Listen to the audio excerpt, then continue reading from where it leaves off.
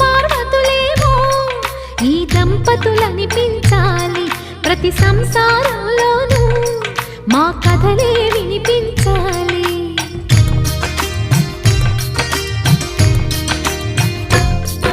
ఆ సిరిని శ్రీహరిని మా జతలో చూపించాలి.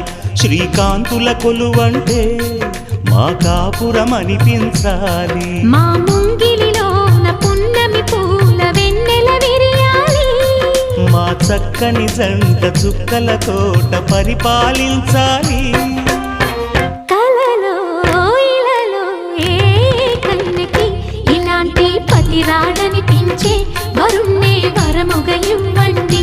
కని విని ఎరుగని వేడుకతో వివాహం జరిపించాలి.